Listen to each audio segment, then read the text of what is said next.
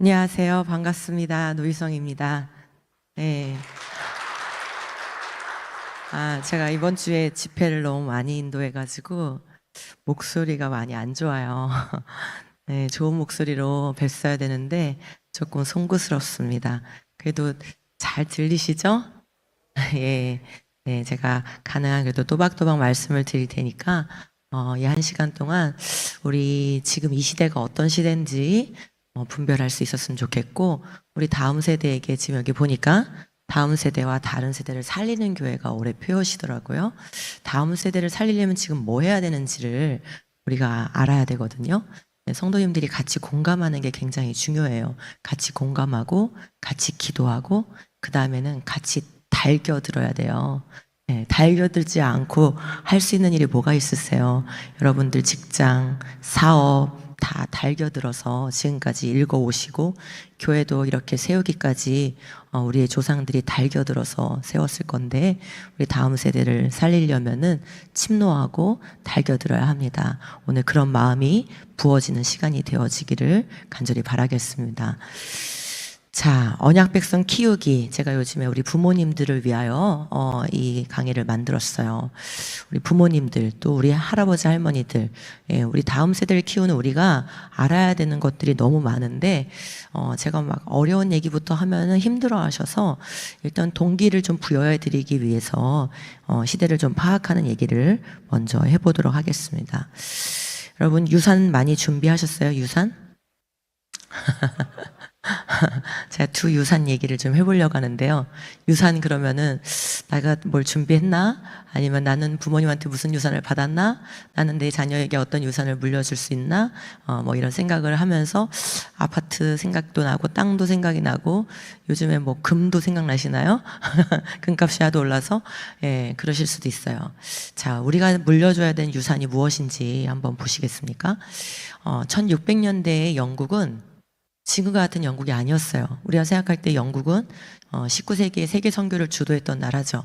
우리도 영국의 덕택을 어느 정도는 보았다고 볼 수 있습니다. 그러나 1600년대로 가면은 영국은 설교하는 것만으로 억압을 받고 탄압을 받아서 감옥에 가야 하는 그런 종교의 자유가 없는 나라였습니다. 그 가운데 존 버년 누군지 아시죠? 뭐 지으신 분이에요? 철로역정 지으신 분이죠. 예.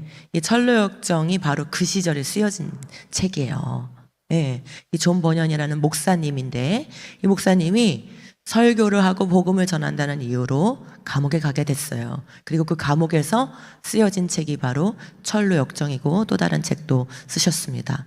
여러분, 이 존 버년의 철로역정은 성경 다음으로 많이 번역되는 책이고요. 복음이 전파되는 그 나라에 성경 다음으로 항상 번역이 되어서 아주 쉽게 그림 언어로 복음을 알려주고, 그다음에 예수님을 만난 크리스찬이 어떠한 그런 인생 경로를 거쳐서 어떠한 믿음의 여정을 거쳐서 하나님 나라에 입성하게 되는지를 보여주는 그런 책이죠. 아주 누구라도 어린아이라도 쉽게 성경적인 그런 복음, 그다음에 성경적인 그리스도인의 삶에 대해서 잘 써놨기 때문에 정말 성경의 버금가도록 그렇게 보급되고 읽혀왔습니다. 전 세계 언어로 번역이 되었죠. 제가 좀 찾아보니까 영국의 존 버년의 그 고향인 베드포드에 가면은 당연히 존 버년이 너무나 이제 우리를 위해서 위대한 유산을 남겼기 때문에 동상도 세워져 있고, 그가 사역했던 교회도 기념하여 남겨져 있고, 심지어 그가 세례받은 교회도 남겨져 있으며, 존 버년 기념 박물관도 있고, 그가 12년 동안이나 투옥됐던 감옥도 보존이 되어 있습니다. 그렇겠죠. 훌륭한 유산을 남겼으니까요. 어떤 유산이요? 바로 믿음의 유산, 영적 유산, 하나님의 말씀을 잘 가르칠 수 있는 그런 유산을 남겼기 때문입니다. 존 버년 책이 중국에서는 1853년에, 일본에서는 1879년에 번역됐어요. 한국에서는요 1895년에 번역이 됐어요. 놀랍지 않으세요? 생각보다 굉장히 빨리 번역됐죠? 우리나라 아직도 쪽 성경 가지고 있었던 시절, 아직 이 한글 성경이 완역이 되지 않았을 때에 이미 철로역정이 번역되어 있었다라는 것을 알 수 있어요. 그 정도로 처음 선교받는 국가에 이 존 버년의 책에 가면 복음을 잘 이해시켜주고, 또 우리 지금은 기독교 서점에 가면 얼마나 성경 공부 교재, 양육 교재가 많습니까? 그러나 그 시절에는 그런 것들이 너무 부족했기 때문에 양육 교재로서 이렇게 훌륭한 역할을 하는 이런 유산을 남겼습니다. 그런데 존 버년이 이런 위대한 유산, 전 세계 누구라도 존 버년 하면은 철로역정하고 다 알아들을 만큼, 심지어 교회를 안 다닌 사람도 적어도 철로역정만큼은 다 들어봤을 만큼 그렇게 위대한 유산을 남겼습니다. 그런데 이런 유산을 남기기 위해서, 즉 신앙의 자유를 지키고 복음을 증거하기 위해서 그는 무엇을 해야 했냐면 바로 고난을 선택해야 했어요.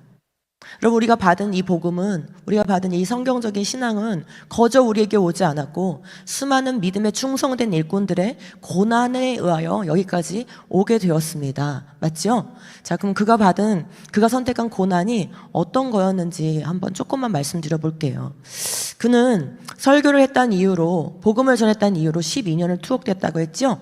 그런데 투옥되기 전에 그의 첫째 딸은 시각장애인으로 태어났어요. 그리고 체포되기 2년 전에 첫 번째 아내가 사망했습니다.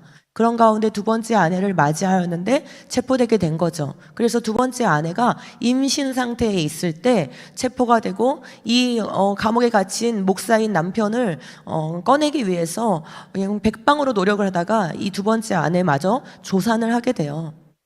그런데 놀라운 사실은 12년이 확정된 형이 아니라 오늘이라도 당장 저는 더 이상 감옥에서 나가면 설교하지 않겠습니다. 복음 전하지 않겠습니다. 라고 한마디만 하면 그날 즉시 풀어주는 그런 형이었어요.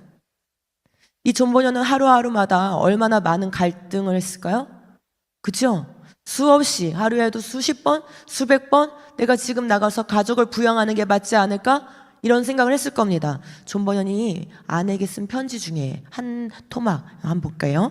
당신은 이 세상에서 얼마나 큰 슬픔을 짊어져야 할지, 당신은 맞고 구걸하고 굶주림과 추위와 헐벗음과 수천 가지 재난을 겪어야 하는데 나는 당신에게 부는 바람조차 막아줄 수가 없는 거예요.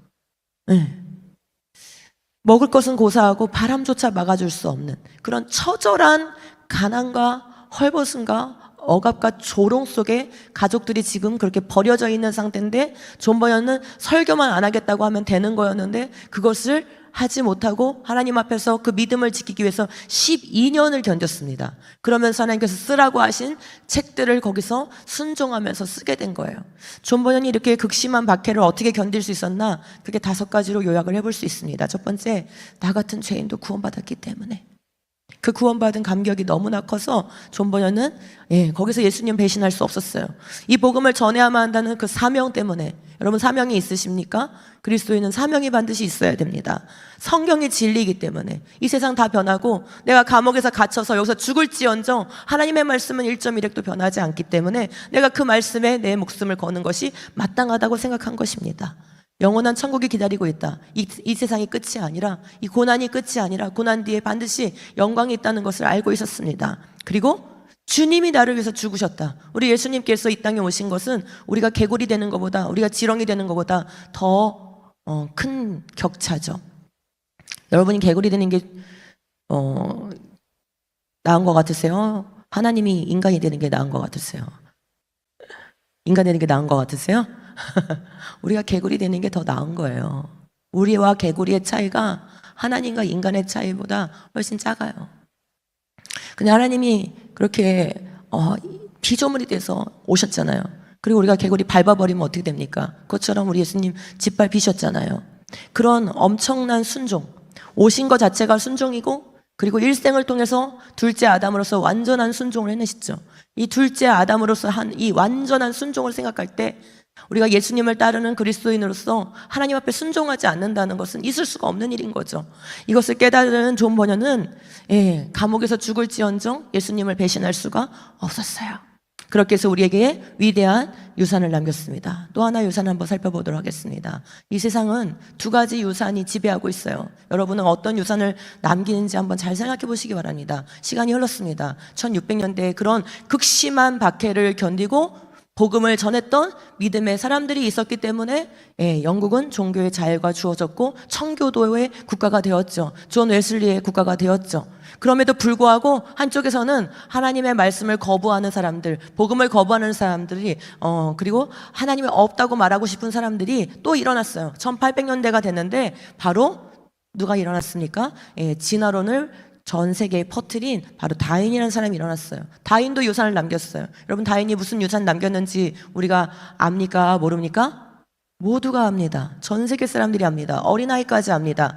그만큼 다윈은 전 세계가 인정하는 큰 위대한 유산을 남긴 거예요. 세상의 입장에서는 그렇죠. 다윈의 고향 셔르베리에 가면은 역시 다윈의 동상과 기념공원과 심지어 그가 세례받은 교회, 다윈이 교회를 다녔나요? 네, 어릴 때 교회를 다녔다고 합니다. 다윈의 기념 박물관이 세워져 있고 수많은 상점들에 다윈의 이름이 붙여져서 그렇게 기념된 마을로 조성되어 있는 것이에요. 여러분, 다윈의 유산이 지금 어떻게 물려지고 있습니까? 지금도 끊임없이 우리 다음 세대에게 다윈의 유산을 물려주는 책들과 동화책과 영화와 영상과 그리고 교과서가 끊임없이 집필되고 있고 인쇄되고 있고 보급되고 있습니다. 우리가 무엇인지 물어보지 않아도 될 만큼 우리가 사회에 다윈의 유산이 가득 채워져 있는 상태이죠. 그는 어떤 유산을 남긴 걸까요? 생명의 기원이 하나님 없이도 설명될 수 있다라는 이 신념의 유산. 인간이 원숭이 같은 동물 조상으로부터 나왔기 때문에 인간이 영장류에 불과하다. 인간도 그냥 동일한 동물의 한 종이다라는 이 신념의 유산을 남겼어요. 여러분, 지금 여기 보시면은 다윈이 출석했던 교회 뭐 이렇게 생겼다는 건 아닙니다. 영국에 가면은 셔르베리에 다윈이 출석한 교회가 남겨져 있어요. 보호받고 있어요. 근데 그 교회는 우리가 믿는 이런 교회랑 다른 유니테리언이라는 삼위일체를 인정하지 않는 이단 교회입니다. 그러니까 다윈은 에라스무스 다윈이라는 자기의 할아버지 때부터 이미 이 유니테리언 교회를 다니고 있었고 이 이단 종파에서 어린 시절을 보냈습니다.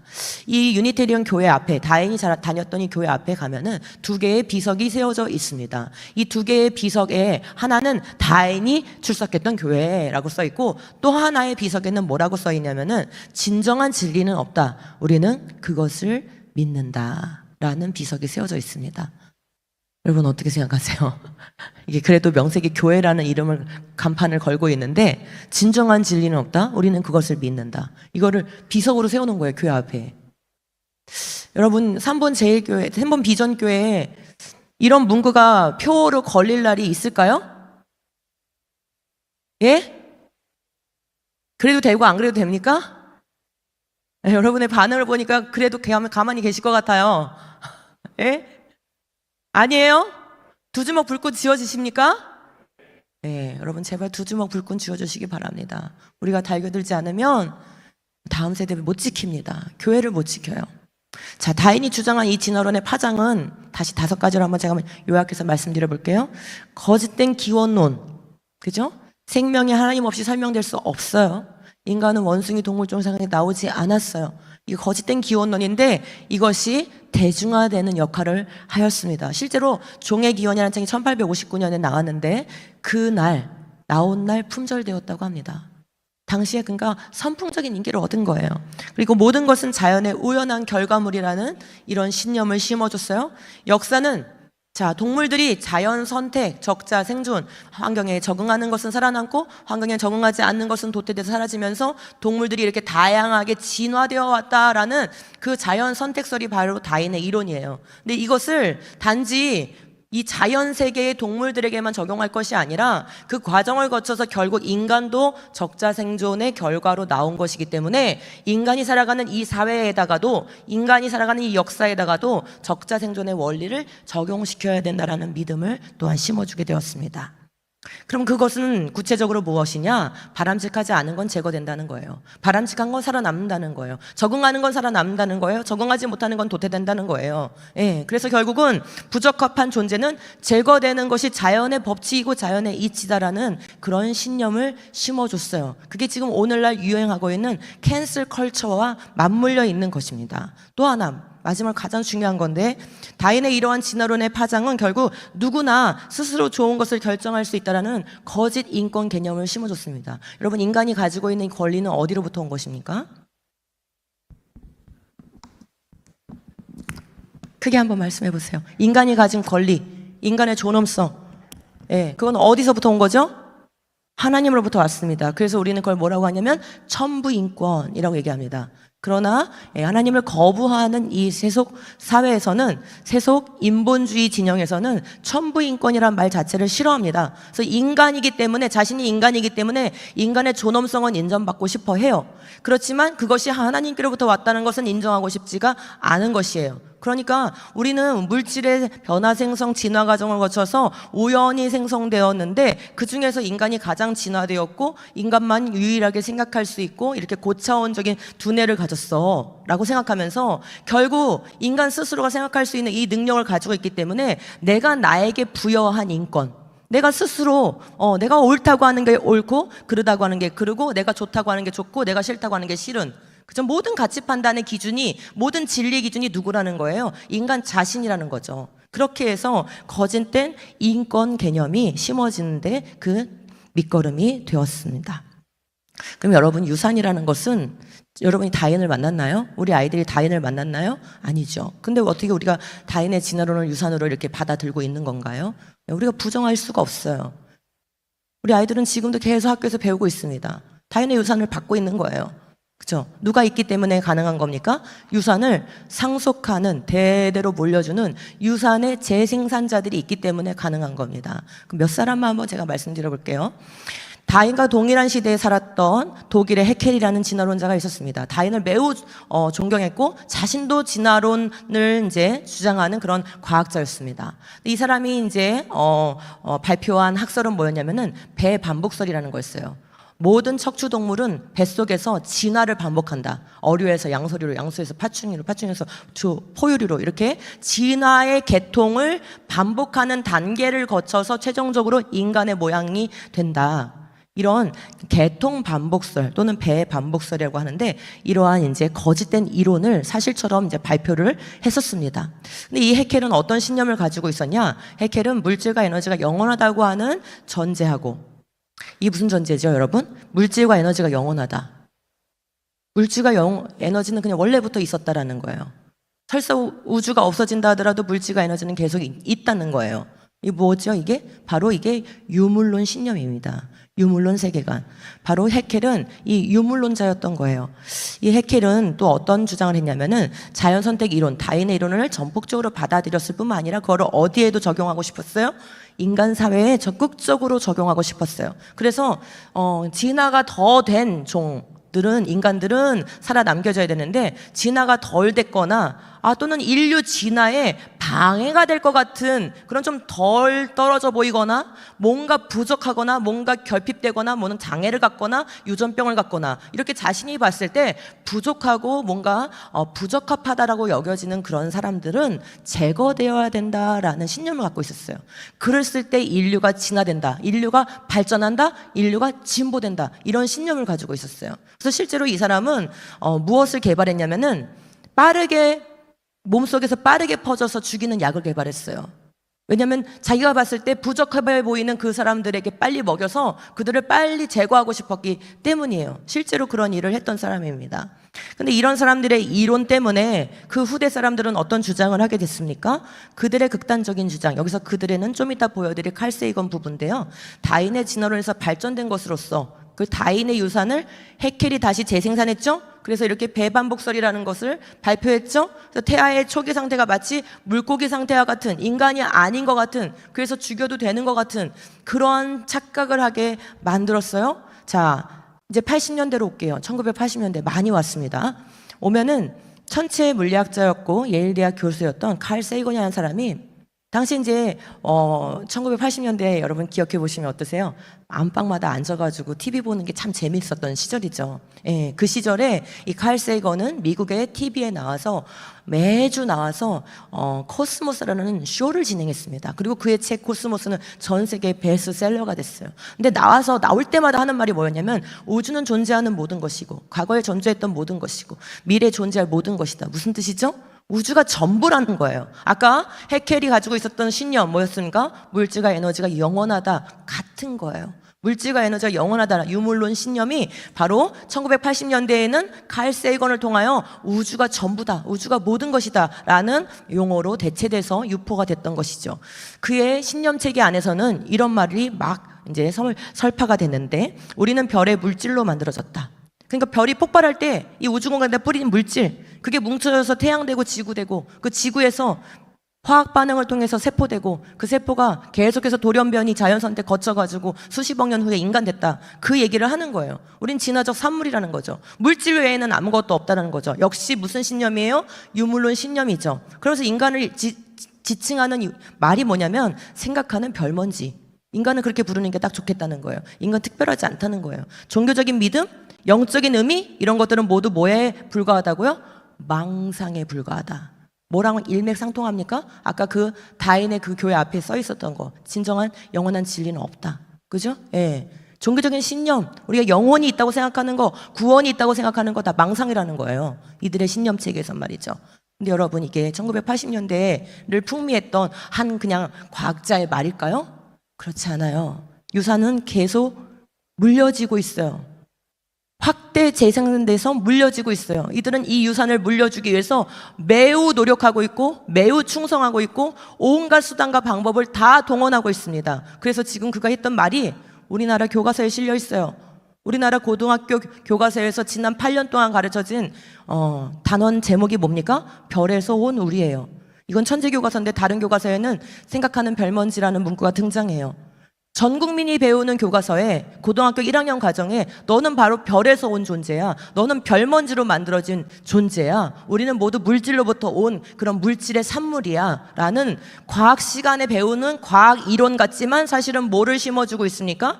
유물론 신념을 심어주고 있다는 것을 알 수 있어요. 그러니까 여러분들이 학교 다닐 때와 우리 아이들이 지금 다니는 학교는 다르다는 것을 인식하셔야 돼요.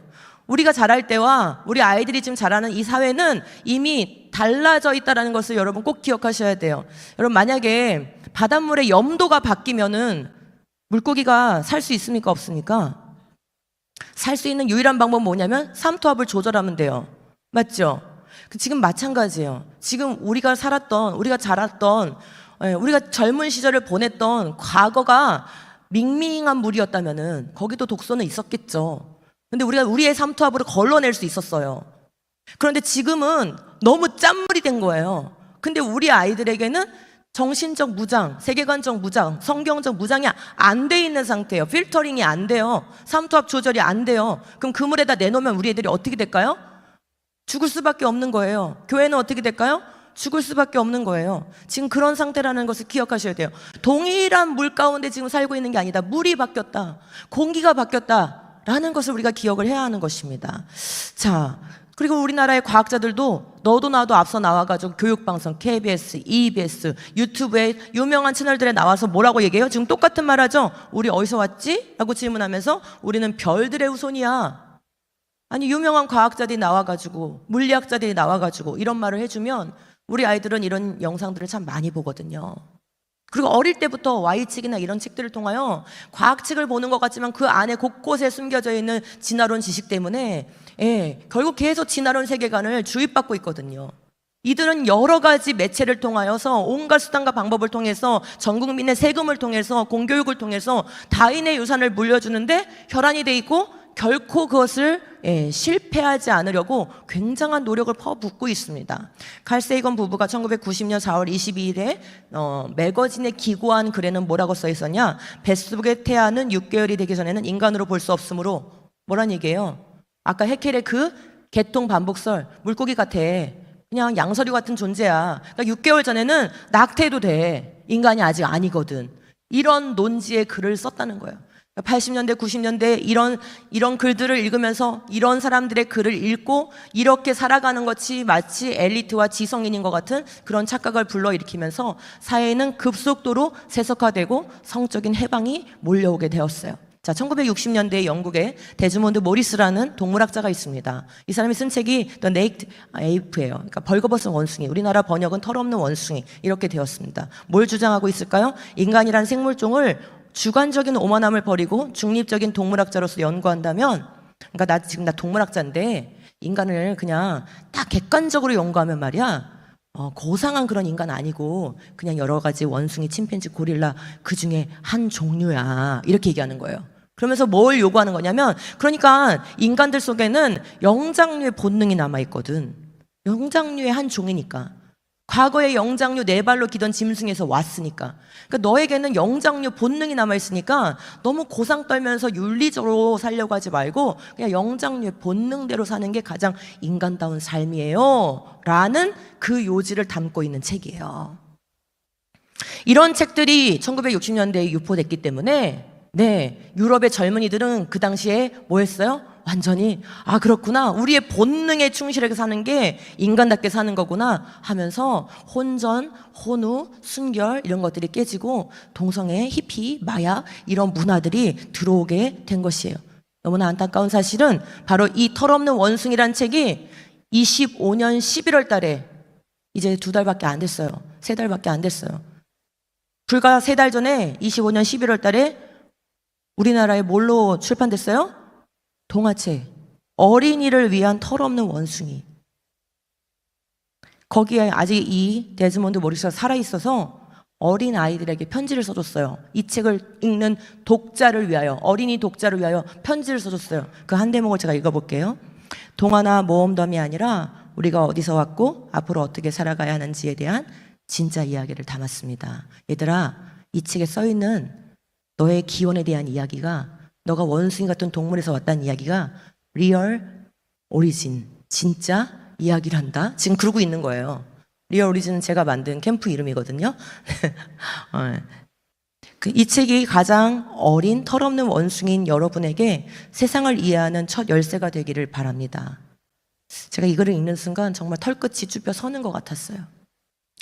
누가 내가 배 아파서 난 아이에게 감히 너는 가장 어린 털없는 원숭이란다라는 말로 부를 자격을 줬습니까?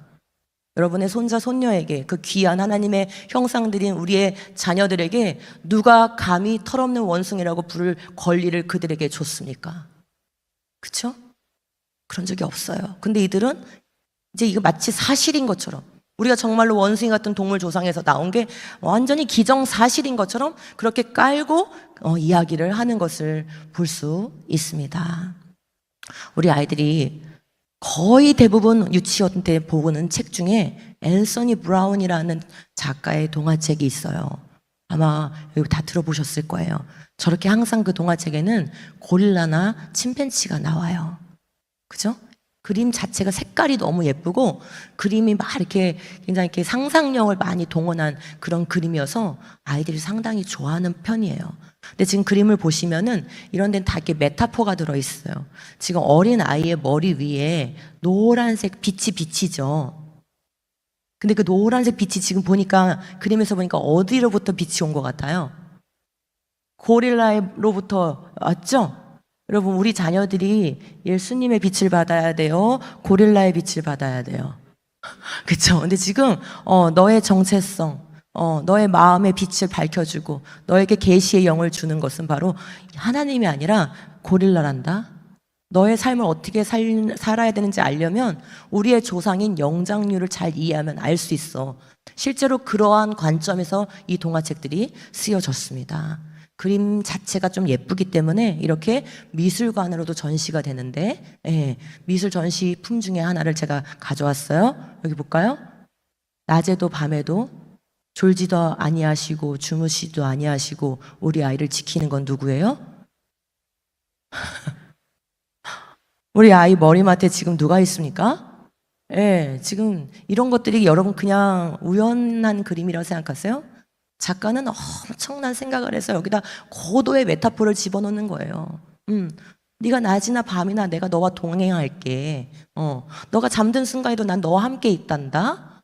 그죠? 하나님을 대체하는 개념인 거예요. 우리나라에 저학년의 품격이라는 시리즈 동화책이 있는데 그 중에 하나의 제목이 우리 엄마는 고릴라예요. 지금 최근에 나온 책입니다. 도서관마다 다 꽂혀 있을 겁니다. 실제로 엄마로 고릴라가 등장하지는 않습니다. 그러나 담고 있는 내용은 우리 아이들에게 어떠한 정신세계를 심어주는 걸까요? 네, 가족 구성은 정말 결혼한 엄마, 아빠, 한 여자와 한 남자에 의해서만 구성되는 게 아니라 그 누구도 우리의 가족 구성이 될 수 있어. 다양한 가족이 가능한 거야. 이 다양성 개념으로 아이들은 진화라는 개념을 가르치기엔 너무 어리죠. 유치부 아이들은. 그래서 우리 유치부 아이들에게는 바로 이 다양성 개념을 심어주면서 또 환경을 보호해야 된다라는 그런 생태 개념을 심어주면서 바로 이런 진화 개념 그리고 성혁명 개념이 동시에 들어가고 있다라는 것을 여러분 아셔야 됩니다. 그래서 제가 이제 앤서니 브라운의 이런 동화책들의 이 내용들을 보면서 아까 제가 말씀드린 그 1960년대에 털없는 원숭이를 쓴 데즈몬드 모리스하고 분명 연관이 있을 것이다라는 생각이 들었어요. 그래서 좀 조사를 해봤더니 와, 정말 기가 막힌 연관이 있었습니다. 사실 이 앤서니 브라운의 이 동화책들을 보시면은 이런 화풍을 뭐라 하냐면 초현실주의라고 하죠. 왜냐면 원숭이가 정말 저렇게 공원에 앉아있을 수는 없고 소파를 타고 날아다닐 수는 없잖아요. 그래서 현실을 초월했다 해서 이제 초현실주의 그런 화풍으로 이 동화를 그려서 우리 아이들이 정말 많이 보는 동화책인데 어른들도 많이 봐요. 예, 그런데 바로 그 데즈몬드 모리스가 벌거벗은 원숭이라는 그 책을 1967년에 출판했는데 그때 이 앤서니 브라운은 영국의 미술대학을 졸업했어요. 예. 그러니까 가장 그 미술을 막 전문적으로 배우면서 자신의 어떤 화풍 그리고 앞으로 무엇을 그리면서 인생을 살까 예술가로서 그 고민이 깊었을 그 시절에 바로 데즈몬드 모리스의 털없는 원숭이 이런 책이 출간돼서 이의 세계관에 영향을 준 거고 더 나아가서 데즈몬드 모리스 자체가 동물학자만이 아니라 초현실주의 화가예요. 그래서 그가 쓴 미술책이 있는데 미술책 제목조차 뭐예요? 예술적 원숭이에요. 데즈몬드 모리스는 오직 인간을 뭘로 표현하고 싶은 거예요? 영장류로 표현하고 싶은데 온전히 다 꽂혀 있어요. 그래서 뭐라고 얘기하냐면은 사람을 동물로 보는 것에 모욕적인 것이 없다는 거예요. 우리는 결국 동물이라는 거예요.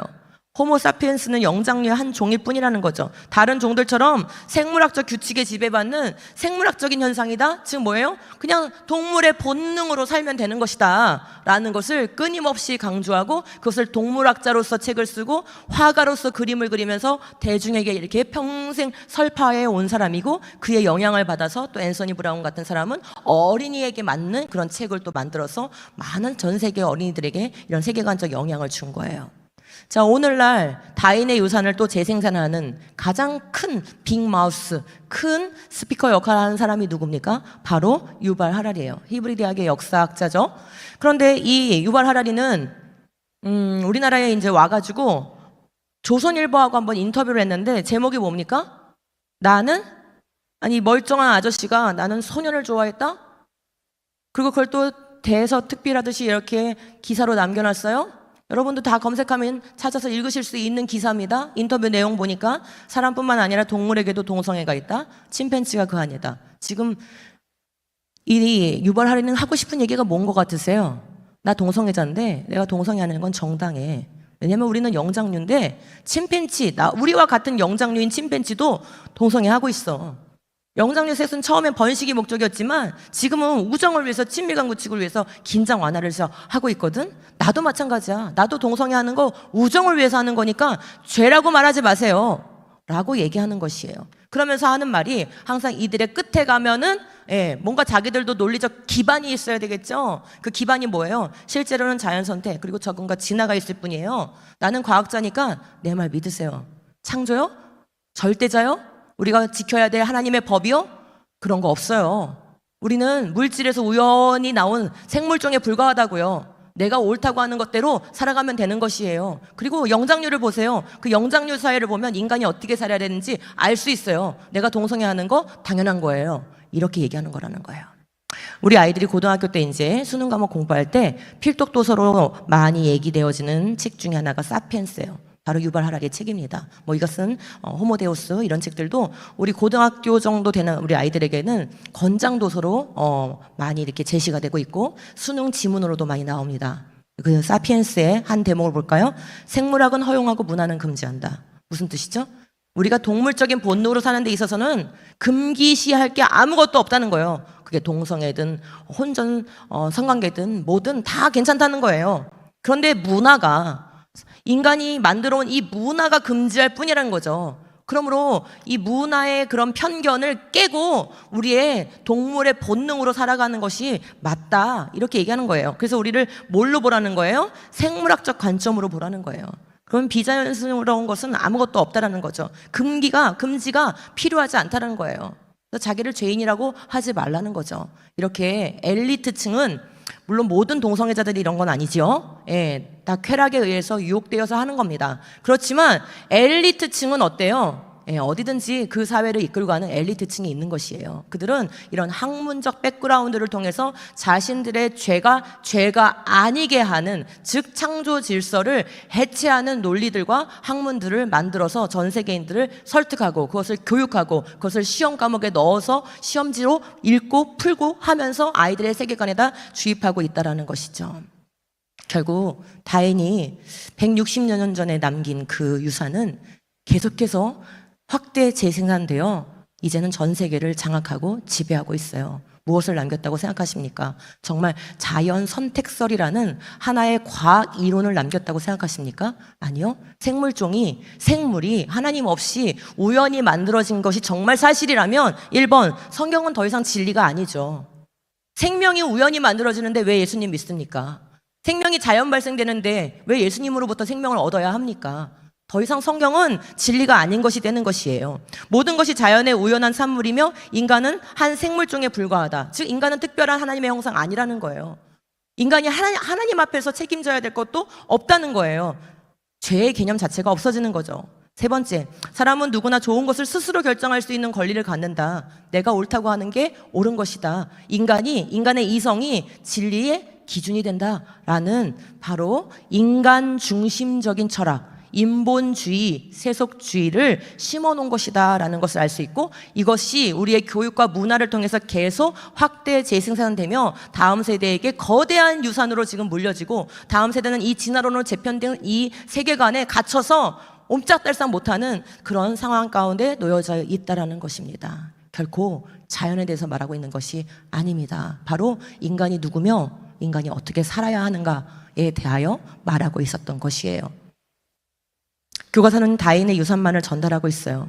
즉 우리 아이들은 하나님의 말씀과 다른 유산에 둘러싸여 있는 것이에요. 교과서 어디에도 단 한 점이라도 창조주 하나님에 대한 언급은 없습니다.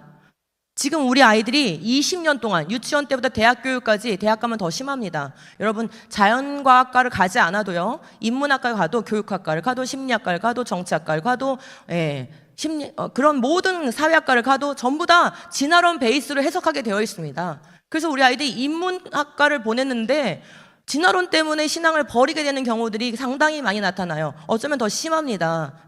왜냐하면 사상화되어서 이것이 전달되기 때문에 단지 그냥 과학적인 지식을 배울 때보다 우리 이 가치관의 영향이 더 커요. 그런 시대에 지금 우리가 놓여져 있는데, 학교에서는 보세요. 우주의 기원, 별의 기원, 지구의 기원, 생명의 기원, 인류의 기원, 성의 기원, 가정의 기원, 죽음이 왜 존재하느냐에 대한 문제까지 전부 다 진화론적 관점만 배워요. 지금 20대에게 가가지고 대학가에 가서 죽음이 뭐냐라고 한번 질문해 보세요. 지금 현재 우리나라의 20대 많은 아이들은 죽음은 바로 대답합니다. 소멸이다. 죽음은 소멸이다. 왜요? 물질에서 왔잖아요. 물질의 진화 과정을 통해서 인간이 됐잖아요. 그럼 죽으면 물질로 돌아가면 끝나는 거잖아요.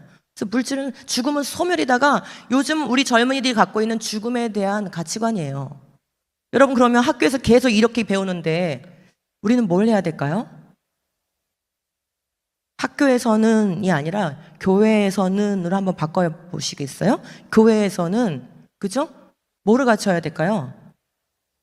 성경적인 우주의 기원, 성경적인 별의 기원, 성경적인 지구의 기원, 성경적인 생명의 기원, 성경적인 인류, 가정, 죽음의 기원, 이걸 가르쳐야 되겠습니까? 안 해도 되겠습니까? 가르쳐야 되겠죠? 이거는 옵션이 아니에요. 해야만 하는 거예요. 여기는 20년 동안 시험 봐가면서 외워가면서 하는 거예요. 근데 지금 교회에서는 지금 20분 분반 공부하는데 1년 내내 창조 안 가르쳐요.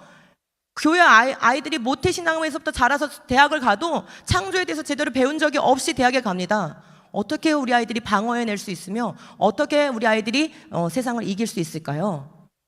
불가능한 지금 싸움 가운데 놓여져 있는 게 현실입니다. 교실이 왜 이렇게 됐을까? 여러분, 우리 아이들이 지난 8년 동안 초등학교 4학년 때 배운 국어 지문이에요. 과학 시간에 배운 게 아니라 국어 시간에 배운 지문이에요. 제목이 뭐냐면 동물 속에 인간이 보여요. 동물 속에 인간이 보여요. 그리고 이 글이 실려있는 단어는 낱말 뜻을 사전에서 찾으며 그릴게요. 그러면 읽다가 모르는 단어 나오면 사전 찾고 그 뜻 이해하고 풀이하고 다시 읽고 수십 번 반복했겠죠? 학원에서 또 가서 또 했겠죠? 요즘은 또 앱으로 하잖아요, 학습지. 그것도 했겠죠? 그런 거예요. 근데 정말 짧아 보이는 이 2페이지짜리 글이 얼마나 파괴적인 글인지 제가 다 말씀 못 드려서 죄송한데 문장이 다 파괴적인데 2문장만 말씀드려 볼게요. 인간은 지구에서 아주 짧은 시간을 살아온 셈이에요. 그에 비하면 바퀴벌레, 까치, 돼지는 인간보다 훨씬 오랫동안 지구촌 주민으로 살아왔어요. 여러분, 언제부터 바퀴벌레와 까치와 돼지가 주민이었어요? 이들 주민세네요? 지금 아이들한테 세뇌시키는 거예요. 너희보다 먼저 이들이 이 지구에 살았고 이들은 우리와 같은 지구의 주민이야. 이걸 왜 세뇌시키는 줄 아세요? 그 다음 문장이 뭐냐면, 제가 그거 안 담아왔는데 그 다음 문장이 뭐냐면, 우리가 동물을 이렇게 바퀴벌레를 제가 만약에 잡잖아요. 그러면 공경해야 할 어른을 흠씬 두들겨 팬 것과 같은 거예요 라고 써 있어요. 왜요? 우리보다 오래전에 나타난 지구촌 주민이니까. 그래서 실제로 우리나라 법이 뭐예요? 낙태하면 지금 처벌받지 않아요. 그런데 남의 집 개를 제가 때리면 3년 이하 징역을 받을 수 있어요. 이게 지금 현재 우리나라 법이에요. 여러분, 이런 교육을 하는 것과 그런 법을 만든 게 별개로 따로따로 우연히 생긴 일이라고 생각하십니까? 아니면 어딘가에서 기획이 됐다고 생각하십니까? 그럼요. 이 사회에서 교과서 하나에 글 집어넣는 게 얼마나 힘든 일인데요. 여러분이 쓴 글 교과서에 넣어줍니까? 교과서에 글 하나, 특히 초등학교 국어 교과서, 이 국어 교과서는 굉장히 가치관에 영향을 미치기 때문에 어느 글을 선정하는 거는 굉장히 중요한 일입니다. 많은 것을 거쳐야만 선정이 되는 거예요. 그냥 됐을까요? 그런 법이 그냥 만들어졌을까요? 그죠? 자, 또 하나 문장, 마지막 문장인데요. 인간은 지구의 막내예요. 최초의 생명이 수십억 년에 걸쳐 다양하게 가지를 뻗으며 진화하는 과정에서 우연히 생겨난 생물의 한 종일 뿐이지요. 지금 초등학교 4학년, 말랑말랑한 10살, 11살짜리 머리에다가 대고 너는 우연히 진화한 진화의 산물이야. 넌 생물종에 불과해. 이런 문장을 넣어놓고 이거를 달달달달 읽은 거예요. 지난 8년 동안 교육됐습니다, 여러분. 지금 우리 초등학교에서는 아이들이 이러고 있대요. 근데 선생님이 야단을 못 친대요. 일본 야동에서나 나오는 그런 말들을 아이들이 주고받으면서 이상한 소리들을 낸대요. 아이들이 싸우는데 서로 너무나 지나치게 싸우는데, 그래서 그 싸움을 말렸더니 부모가 그 교사를 학생 인권 침해했다고 고발했대요. 이런 형국이다 보니 학교 안에서, 교실 안에서 아이들이 바람직하지 않은 그런 행동을 하도 저지를 못하는 거예요. 교육을 못하는 거예요. 이런 상황입니다. 여러분, 지금 제가 2편으로 나눠서 보여드린 이유가 있어요. 왼쪽의 문제는 사실과 다른 것을 가르치는 거짓의 문제입니다. 오른쪽의 문제는 문화의 타락, 그죠? 예, 음란의 문제예요. 지금 우리 사회는 딱 이 2가지 키워드입니다. 지금 대한민국은 어떻게 놓여져 있냐? 모든 교육과 문화가 거짓과 음란 속에 빠지도록 방치된 상태로 놓여져 있어요. 아니요, 그걸 추인하고 있어요. 아이들이 점점 더 거짓된 세계관에 빠지도록, 음란한 세계관에 빠지도록 추인하고 있는 게 현재 대한민국의 교육과 문화인 거예요. 이런 가운데 우리 자녀들이 크고 있습니다. 우리 젊은이들은 왜 이렇게 됐을까요? 제가 이 통계들을 보면서 의아스러웠어요. 왜냐하면 아니 우리 국민의 생존에 그렇게 중요한 문제도 아닌데 한국 갤럽이 해마다 동성애 인식조사라는 걸 해요. 그리고 보통 이제 이런 인식조사 같은 거 이렇게 하면은 그냥 이렇게 드라이한 그래프 보여주거든요. 근데 이렇게 한국 갤럽이 자기네가 공지한 그래프 제가 캡처해 온 거예요. 이렇게 알록달록하게 색깔 칠해가지고 그래프를 해마다 제시를 하고 있어요. 왜 이러는지 모르겠어요. 통계자료를 보니까 23년에 최고치를 찍었어요. 10대에서 20대, 주요 20대의 남성이 23년에는 동성 결혼을 법제화하는 걸 찬성하는 게 52%, 20대 여성이 77% 찬성했어요. 동성애도 사랑의 한 형태라고 얘기한 20대 남자가 63%, 여자가 89%였어요. 다행히 최근에 25년도 통계치를 보니까 살짝 내려갔어요. 그런데 그게 중요한 게 아니고요. 이게 더 중요해요. 퓨 리서치라고 미국의 여론조사 전문기관이 있죠. 여기가 장기간적인 조사를 했더라고요. 그래서 그 데이터를 보니까 2002년부터 2019년 동안 굉장히 길게 인식조사를 한 거예요. 그러니까 우리나라의 사회 변화를 볼 수 있었어요. 어떤 변화가 있었냐? 한국의 경우 연령층에 의한 태도 차이가 매우 컸다.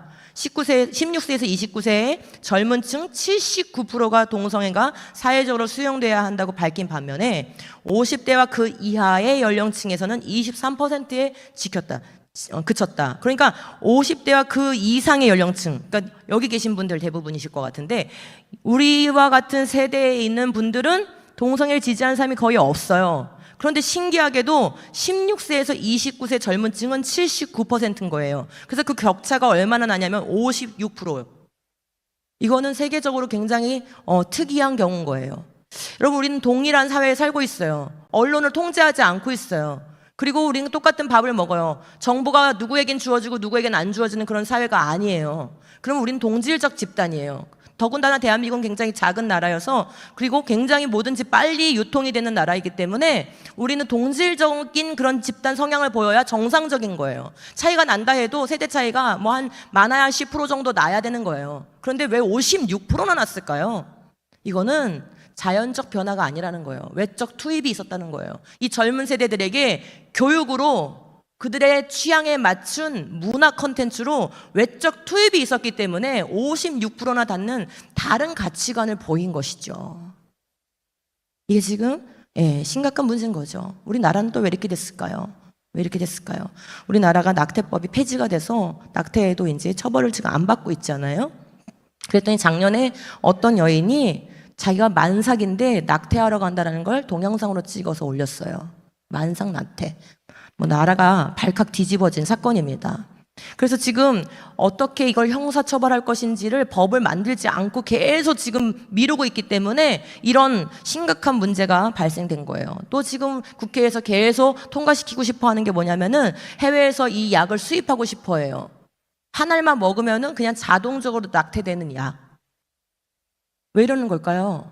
여러분, 이런 법들을 자꾸 추진하는 사람들, 만삭 낙태법이 지금 이름을 또 헷갈리게 만들어요. 마치 자기들이 좋은 법을 만드는 것처럼 말을 만들거든요. 그래서 지금 현재 2월 달에 막 상정해가지고 통과시키고 싶어 하는 법이 뭐냐면 모자보건법이에요. 자기들이 마치 태아와 그 임신부를 보호해주는 것 같은 그런 이름을 붙였지만 사실은 그 내용은 뭐냐면은 만삭에도 낙태를 할 수 있는데 산부인과 의사만 수술할 수 있는 게 아니라 모든 의사는 낙태 수술할 수 있는 권한을 준다라는 법이에요.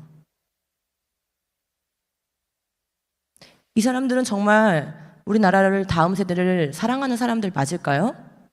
네, 의사들은 말하고 있어요. 이 약물 낙태는 수술보다 더 위험하다. 여성의 몸을 매우 상하게 한다는 거예요. 생명을 죽이는 것일 뿐만 아니라 그 아이를 가지는 여자에게도 너무나 위험한 약이라는 것이에요. 근데 이 약을 수입하면은 그 현대약품이라는 그 제약회사가 수입을 추진하려고 하고 있는데 1,700 몇 억을 해마다 벌어들일 수가 있대요. 우리가 외면하면 안 되는 문제들입니다. 한국교회는 또 왜 이렇게 됐을까요? 한국교회가 지금 끊임없이 유튜브를 통해서 신학교를 통해서 기독교 방송, 기독교 언론을 통해서 유신 진화론이라는 것을 유포하고 있어요. 이들은 자신들이 그리스도인이라고 자처하고 있어요. 자신들이 목사이거나 크리스찬 과학자이거나 또 신학자라고 자처하고 있어요. 그런데 이들은 신학교에서 진화론의 방법으로 하나님이 창조하셨다고 가르치고 있어요. 유튜브에 나와가지고 그렇게 얘기하는 영상을 만들어 놓고 우리 크리스찬 아이들이 보게 만들고 있어요. CBS의 잘잘법이라는 방송 많은 사람들이 봐서 조회수가 굉장히 높아요. 80만에 100만에 막 이래요. 그런데 거기에 끊임없이 유신진화론자들을 등장시켜서 이게 새로운 창세기를 해석하는 방법이다. 오늘날 우리는 이걸 받아들여야 된다는 식으로 계속 유포하고 있어요. 왜 이렇게 됐을까요? 지금 전반적인 경향을 보니까 지금 우리 사회와 우리 한국교회는 누구의 유산을 물려주고 있는 것 같습니까? 성경의 유산을 물려주고 있는 것 같습니까? 다인의 유산을 물려주는데 동참하고 있는 것 같습니까? 그렇죠? 너무나 뻔히 보이시죠? 짧게 잡으면 지난 200년 동안 이 인본주의 진영은 매우 전략적으로 싸워왔어요. 뭐만 하면 된다고 생각했냐면 바로 저기 창세기 1에서 11장, 우리 성경의 가장 앞부분 11장밖에 안 되는데 예수님의 십자가만 믿으면 되지, 앞에 뭐 창조는 뭐 믿어도 되고 안 믿어도 되지, 예수님만 잘 믿으면 되지. 우리에게 그런 인식을 심어준 게 무엇 때문이냐면은 바로 이 인본주의 진영이 진화는 과학이고 창조는 신앙이야 라는 프레임을 계속 씌워서 창조는 마치 사실이 아니고 실제 이 지구에서 일어나는 건 진화인 것처럼, 그게 진짜 역사인 것처럼 계속 가르쳐오고 계속 유포했기 때문이에요. 그런데 교회는 그게 공격인지도 모르고, 우리를 죽이는 가장 치명적인 공격인지도 모르고, 그래, 창조는 신앙이지, 진화는 과학이고, 그렇게 하면서 창조를 가르치는 일에 등한시해 왔어요. 교육은 학교에서 하는 거지. 교회 오면은 그냥 찬양 부르고 기도하고 예배만 드리면 되는 것이지. 어떤 교육을 해야 되는지, 그 교육을 위해서는 그 뒷받침이 뭐가 돼야 되는지, 그런 것에 대해서 노력하는 일에는 매우 등한시해 왔어요. 왜요? 그게 눈에 보이는 부흥하고 상관이 없어 보였기 때문이겠죠. 그런데 그러는 동안 지난 200년 동안 이 진화론의 바탕을 둔 악한 사상들이 쑥쑥 자란 거예요. 열매를 풍성히 맺었어요. 왜요? 그들이 진화론 씨앗을 많이 뿌렸거든요. 그랬더니 뭐가 나왔어요? 거기서 사회주의가 나왔어요. 나치즘이 나왔어요. 우생학이 나왔어요. 동성애가 나왔어요. 성전환해도 된다는 그런 논리가 나왔어요. 심지어 미국의 8개 주에서는 이미 인간의 시신을 퇴비로, 정원의 퇴비로 쓰는 인간 퇴비장이 통과되어 있는 상태예요. 왜요? 물질로 돌아가면 그만이니까. 죽으면 소멸이니까. 이런 유물론적 세계관을 온 세상에 유포한 게 바로 뭐예요? 진화론이죠. 이런 게 당연한 것처럼, 이런 걸 따라가야 현대적이고 그리고 앞서가는 것처럼 이렇게 유행을 만들었어요. 자, 여러분, 누가 유산을 잘 물려주고 있는 것 같습니까? 지금 성경을 맡은 교회가 무엇을 해야 되는지 방향을 잃었어요. 본질이 무엇인지 방향을 잃었어요. 무엇에 사투를 벌여야 되는지 그 초점을 잃어버린 상태예요. 아직도 문제의 핵심을 모르겠습니까?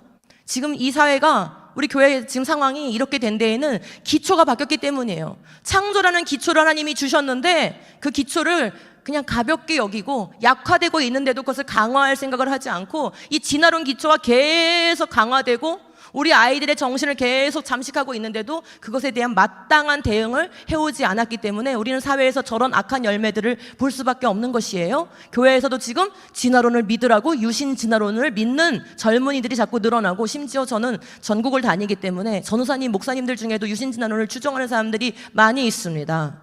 교회학교 부장님도 있고요, 교회학교 교사도 있습니다. 우리 아이들은 그런 교사와 그런 전사님, 그런 목사님 밑에서 배우고 있는 상황인 것이에요. 왜요? 그들의 신학교에서 그걸 가르쳤으니까요. 합시는 아닙니다.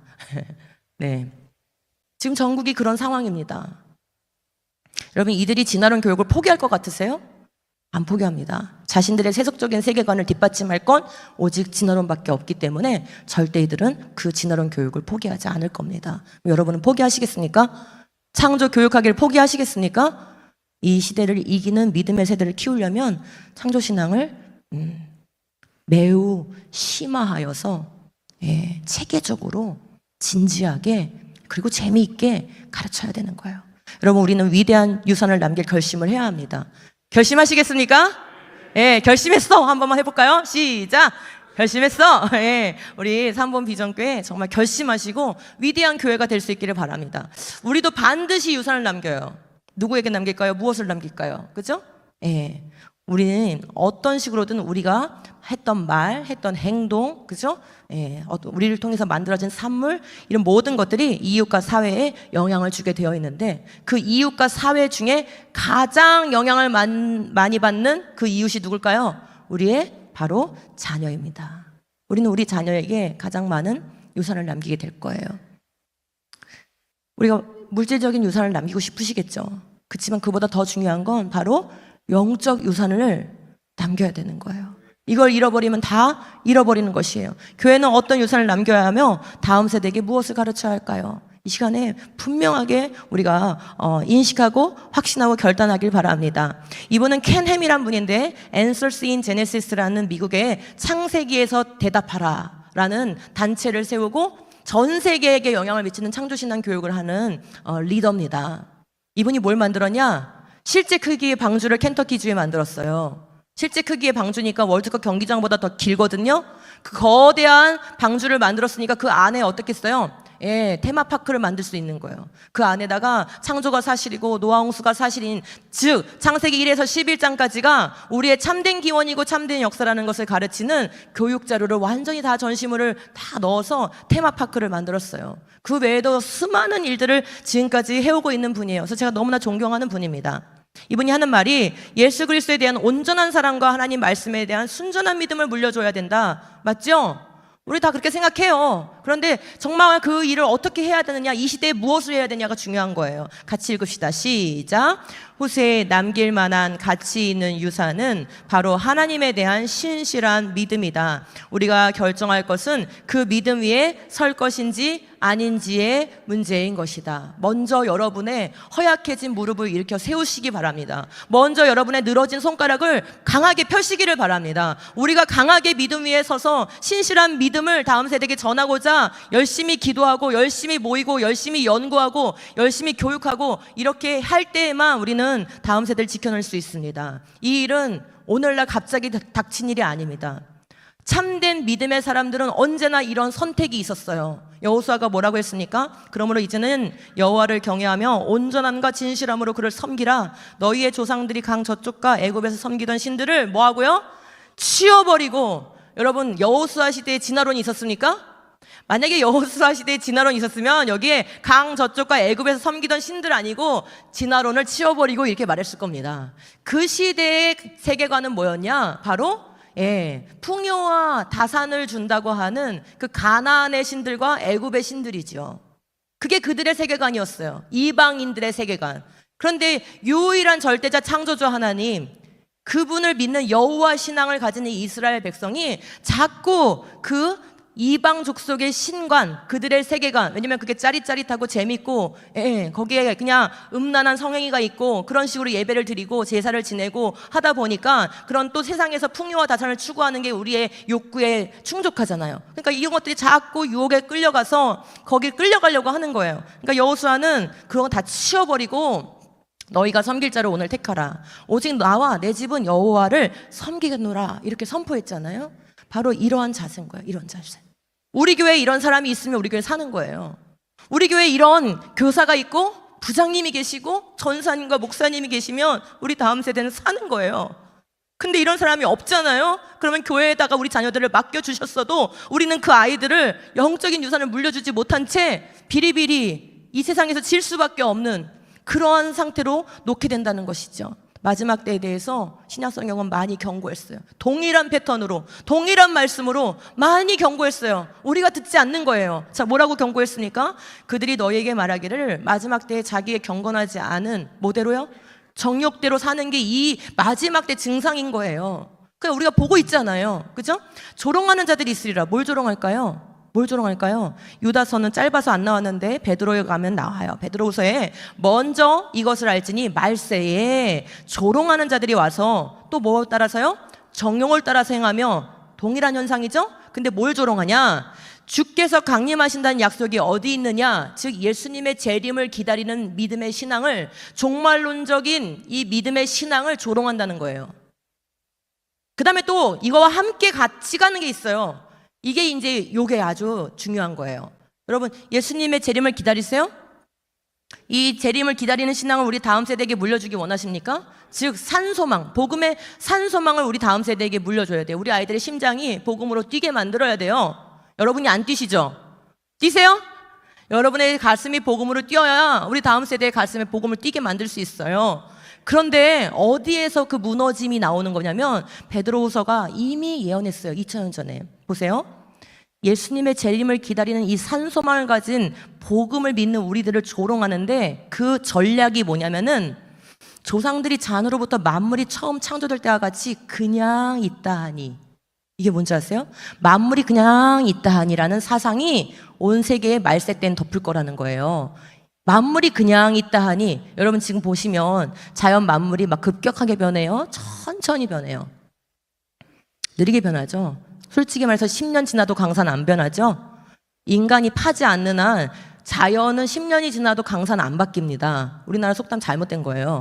예. 근데 그렇게 지금 현재는 자연의 여러 가지 변화 속도가 느려요. 그런데 언제나 느렸을까요? 그렇지 않았습니다. 그런데 마지막 때에 어떤 사상이 유행할 거라고 하냐면은 현재 자연의 만물의 그 변화 속도, 그 느린 속도대로 과거에도 아주 점진적으로 느리게 진행되어 왔다. 만물이 그냥 있었다. 이게 뭐냐? 바로 균일론이라는 거예요. 균일론. 우리 아이들은 중학교 때부터 이 사상을 과학 시간에 동일과정설이라는 이름으로 배웁니다. 동일과정설.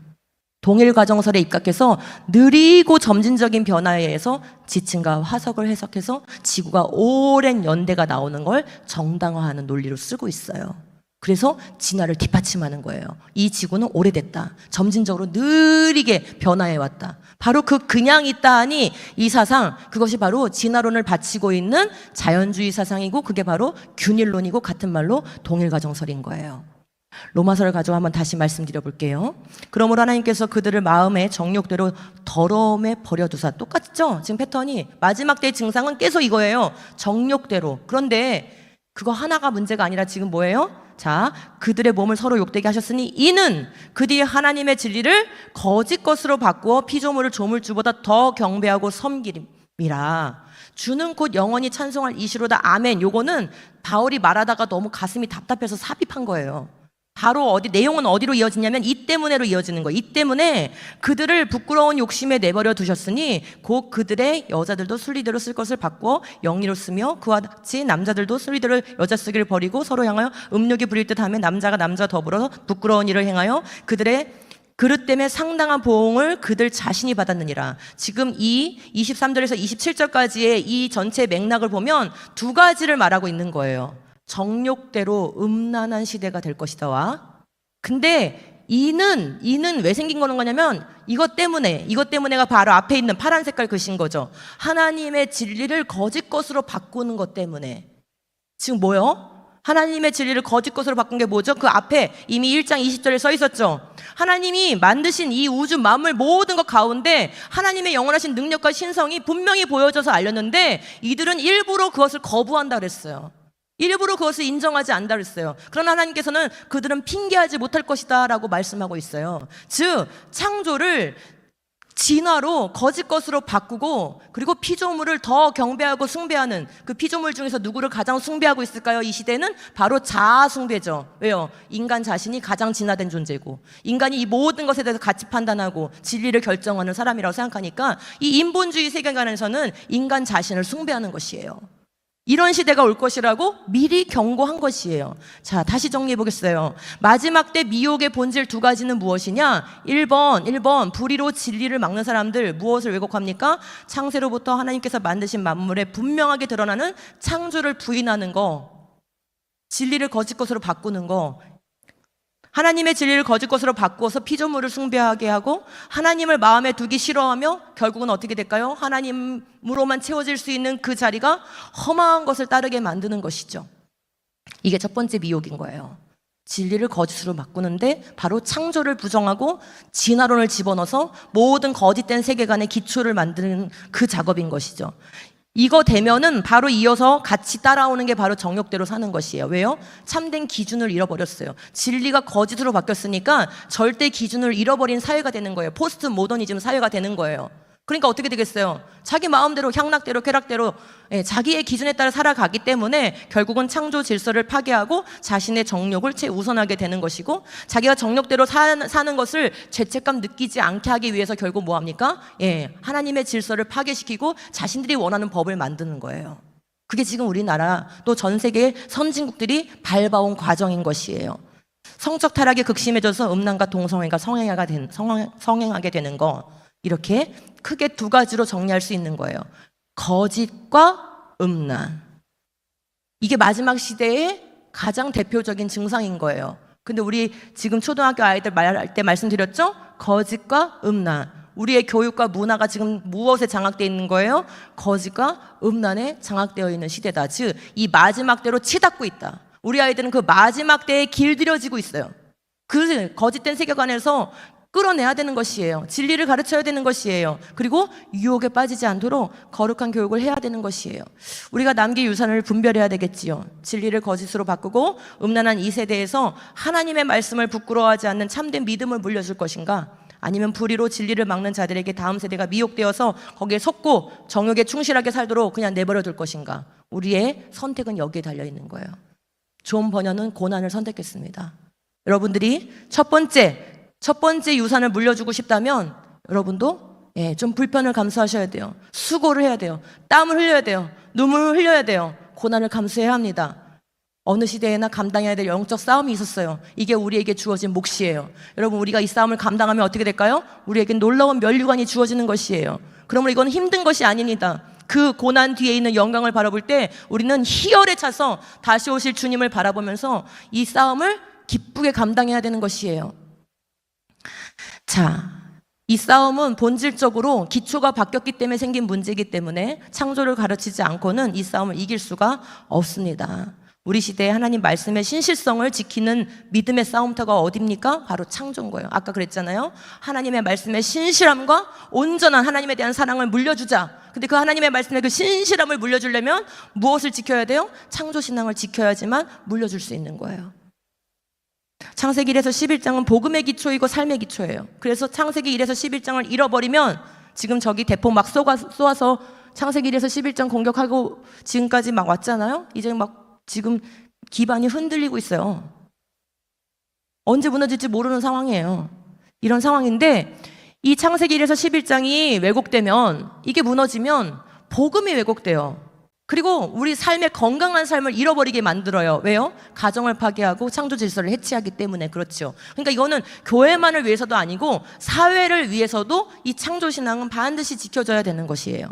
보세요. 창조와 처음 역사가 거짓이 되면은 아담도 거짓말이고요. 한 남자와 한 여자도 거짓말이에요. 하나님의 형상도 없던 거예요. 결혼, 가정, 그 기원을 알 수가 없습니다. 죄와 죽음은 어디서 들어왔나요? 하나님의 언약은 그럼 누구에게 어떻게 주어진 거고 그 내용은 무엇인가요? 창조가 없어지면요, 이 모든 게 다 거짓말이 돼요. 우리가 믿는 이 복음, 이 다 거짓말이 되는 것이에요. 그러므로 우리는 힘써서 우리 언약 백성들을 이 시대의, 이 흉악한 시대에 이기는 자들로 세우기 위해서는 하나님의 말씀의 이 신실함을 가르쳐야 되고 창조신앙을 심도 있게 체계적으로 가르쳐야 되는 것이고 그 일에 같이 관심을 가져야 돼요. 누군가 이 일을 할 만한 사람이 하겠지. 그래서 저는 창조과학이라는 말을 싫어해요. 전 창조과학이라는 말을 안 써요.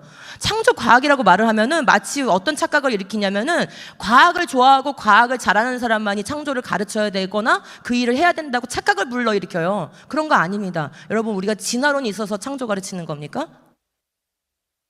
그러세요? 진화론이 나왔으니까 우리가 창조를 가르쳐야 되는 거예요? 아니고 우리 하나님이 창조주이시기 때문에 창조를 가르쳐야 되는 거예요. 근데 우린 지금 거꾸로 됐어요. 우리 하나님의 자존심을 좀 세워드려야 돼요. 우리 아버지가 창조주셔서 우리 아이들에게 창조주이심을 가르치는 게 너무나 마땅한 일인데 우리는 지금 그런 생각을 하지 못하고 있어요. 진화론이 나와서 창조를 공격하는데도 그것을 또 방어적으로도 못하고 있어요. 참 우리가 너무나 하나님 앞에 불효하고 있다라는 생각이 들어요. 이제는 그 역사를 끊어버려야 됩니다. 끊어야 돼요.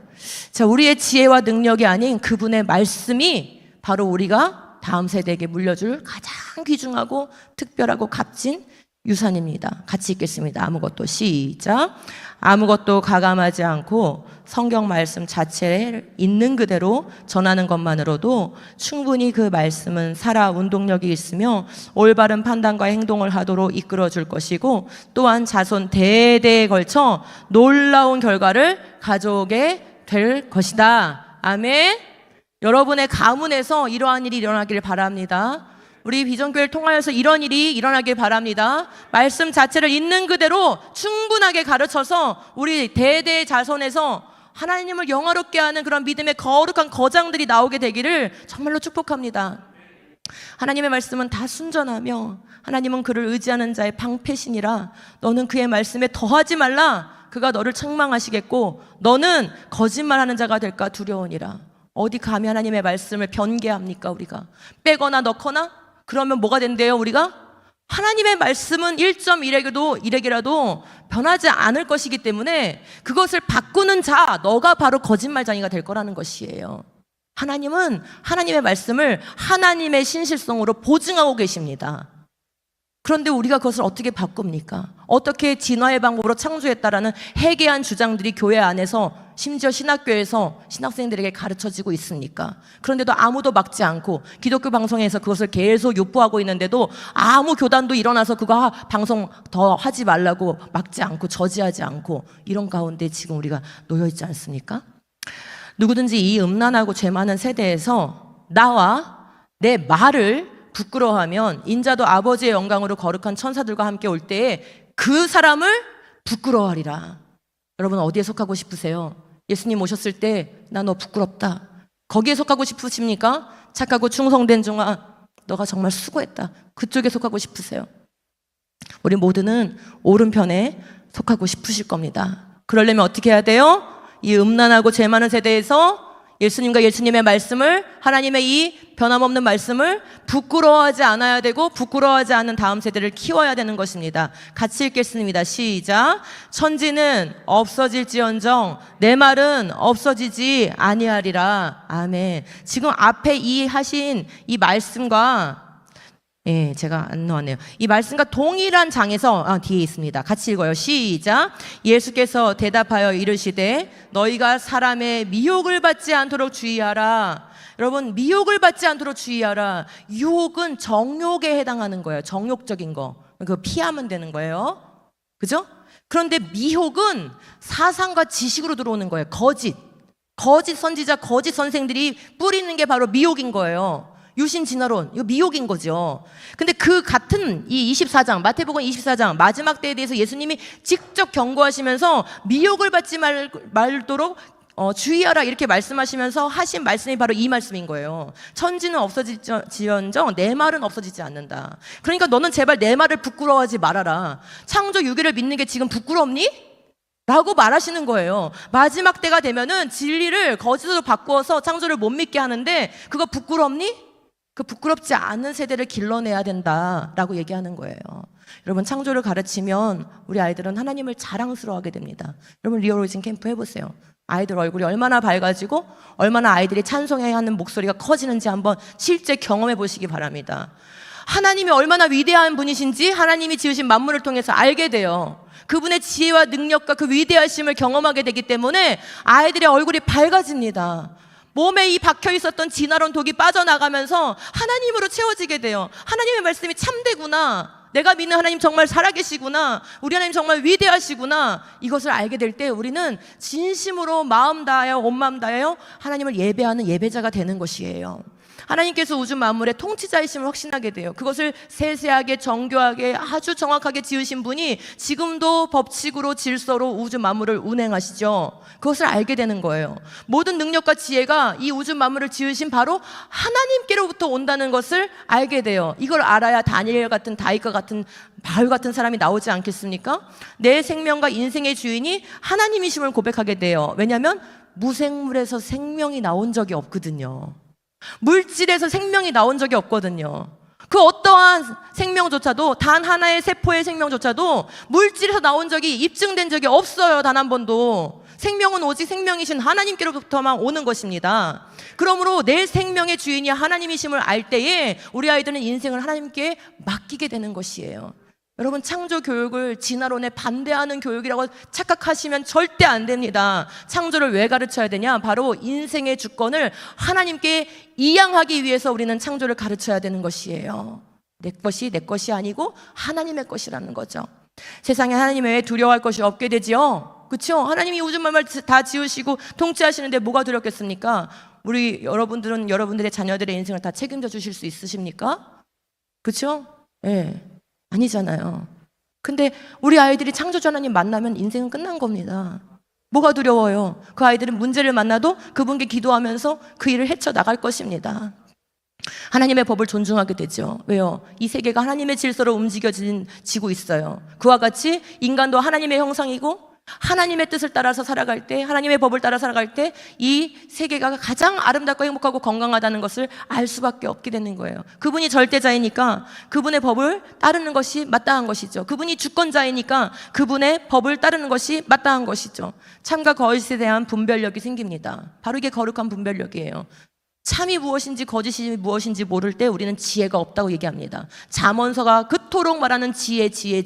그 지혜가 바로 뭐냐? 분별이고, 그 분별이 뭐냐? 참과 거짓을 가를 줄 아는 거예요. 이 가장 중요한 요 사고 체계가 갖춰지지 않았기 때문에 우리 아이들은 여러 가지 문제를 겪고 있는 것입니다. 가장 어린 나이 때부터, 뱃속에 있는 아이 때부터 바로 이 분별력 교육을 해야 하는 것이에요. 우리를 죄와 죽음에서 건져내신 예수 그리스도를 통해서 주어진 산소망이 무엇인지 알게 돼요. 여러분, 창조를 가르치지 않으면요, 산소망을 알 수가 없게 돼요. 왜요? 우리가 처음부터 죽지 않는 존재로, 죄 없는 존재로 지어졌다는 것을 확신하지 않기 때문에, 생명이 하나님께로부터 왔고 죄를 지었을 때 그 생명에서 끊어져서 우리가 죽게 됐다는 것을 잘 믿지 못하기 때문에 예수님을 통해서 얻게 된 그 회복, 처음에 죄 없는 세상으로, 처음에 죽음 없는 세상으로, 그 처음 상태로 회복되는 그 상태를 머릿속에 그리지를 못해요. 그래서 산소망을 잘 갖지 못하게 되는 것이에요. 그러므로 창조를 가르치면 처음이 선명해지기 때문에, 여러분, 창조는 어떤 소식입니까? 심히 좋은 소식입니다. 같이 한번 해볼까요? 창조는 심히 좋은 소식이다. 여러분, 우리가 복음을 뭐라고 해요? 좋은 소식이라고 하죠? 복음이 왜 좋은 소식이에요? 우리를 죽음에서 생명으로 옮겼기 때문이잖아요. 맞죠? 지옥에서 천국으로 옮겼기 때문이잖아요. 바로 그게 좋은 소식인데, 창조는 애초에 그거예요. 창조는 처음부터 죽음이 없는 거예요. 처음부터 죄가 없는 거예요. 처음부터 영원토록 하나님과 동행하는 것이에요. 그 처음 상태로 돌이키기 위해서 우리 예수님이 십자가 지신 거예요. 그래서 좋은 소식인 거예요. 창조는 처음부터 좋은 소식인 거예요. 그것을 알아야 산소망이 무엇인지 알게 돼요. 그래서 복음의 인생을 거는 그런 아이들이 되는 것입니다. 우리가 창조를 가르칠 때, 여러분, 진화를 누가 보았습니까? 다시 일으킬 수 있습니까? 그렇죠? 근데 창조도 인간은 본 자가 없어요. 그리고 창조를 다시 일으킬 수 없죠. 그러니까 엄밀히 말하면 인간이 증명할 수 있는 문제가 아니에요. 그래서 사실 진화도 믿음이고 창조도 믿음이에요. 그런데 우리는 하나 달라요. 뭐가 있냐면은, 우리에게는 그것을 행하시고 그 행하신 분이 직접 말씀하신 거예요. 그러므로 우리에겐 증인이 있는 거예요. 증인. 거짓말하지 않는 참된 증인. 하나님이 직접 하셨잖아요. 그리고 그분이 직접 말씀해 주셨잖아요. 그분이 전달력이 딸려가지고 138년 동안 한 것을 6일 동안 했다고 전달하셨을까요? 여러분이 그 정도밖에 안 되시는 하나님을 믿으세요? 자신이 하신 일도 제대로 표현할 줄 모르는 그런 하나님을 믿으시냐고요? 아니죠? 예, 말씀을 믿으시기 바랍니다. 우리 하나님은 우리의 참된 증인이세요. 그래서 하나님은 거룩하시고 영원하시고 하나님의 말씀은 변하지 않는 진리며 거짓이 없다라는 이 가장 중요한 이 믿음 가운데서 창조를 가르치는 것이고, 하나님은 우리에게 자신이 하신 일을 증언해 주셨기 때문에 우리도 어떻게 다음 세대에게 이것을 가르쳐야 될까요? 증언자가 되어야 돼요. 어떤 증언자? 법정에 서서 증언하는 것 같은, 거짓말하면 안 되는 거죠. 틀린 말 하면 안 되는 거죠. 그 증언 잘못하면 그 책임 내가 지어야 되는 거잖아요. 그렇죠? 하나님은 틀림없이 말씀하셨으므로 전달하는 우리도 틀림없이 우리 다음 세대에게 법정에 선 증인처럼 그렇게 전달을 해야 되는 것이에요. 틀림없이. 이렇게 우리가 하나님의 말씀을 신실하게 우리 다음 세대에게 가르쳐서 위대한 유산을 물려주는 교회가 되었으면 좋겠습니다. 이 시대에 복음을 지키려면 창조를 지켜야 돼요. 창조 질서를 지키려면 창조 신앙이 무엇인지를 강화해야 돼요.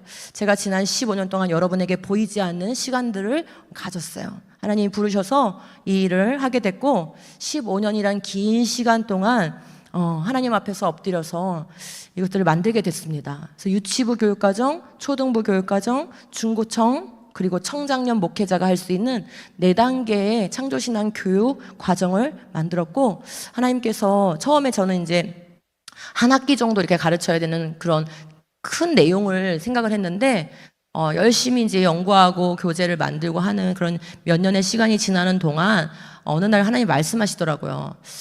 그게 아니고 모든 교회가 해야 되기 때문에 모든 교회가 어떻게 한 학기 동안 창조를 가르치겠냐. 솔직히 제가 있는 교회도 한 학기 동안 가르치지 못해요. 제가 있어도. 교회라는 게 그렇잖아요. 그죠? 우리가 매일 만나는 학교가 아니니까. 그래서 하나님이 딱 그러시는 거예요. 그렇게 한 학기 교육과정, 1년 교육과정 이런 식으로 만드는 게 아니고 모든 교회가 할 수 있도록 만들라는 거예요. 그래서 모든 교회가 할 수 있는 형태가 무엇일까라고 물었더니 모든 교회가 성경학교는 하지 않냐? 모든 교회가 수련회는 하지 않냐? 우리 아이들에게 전달하려면 성경학교 3일 동안 할 수 있게끔 만들어야 된다. 수련회 이틀 3일 동안 할 수 있게끔 만들어야 된다. 이렇게 지혜를 주셨어요. 그래서 그거에 입각해서 이렇게 이제 창조신앙 교육을 할 수 있는 우리 아이들이 성경학교 열 때, 수련회 열 때 또는 토요학교에서 이렇게 할 수 있게끔 했고 목회자까지 배울 수 있게끔 고난이도부터 우리 유치부까지 이렇게 4단계로 이렇게 편성을 하게 되었어요. 이제는 하기만 하면 돼요. 여러분, 저는 전달했고 하면 여러분의 위대한 유산이 여러분의 다음 세대에게 물려지는 것이고 하지 않는 것에 대한 이제 책은 저에게 없습니다. 저는 전달했습니다. 그죠? 예, 창조를 가르쳐서 언약 백성을 키우는 우리 교회가 되었으면 좋겠습니다. 신실한 하나님의 말씀을 물려주는 위대한 교회로 세워지기를 간절히 소망합니다. 아멘.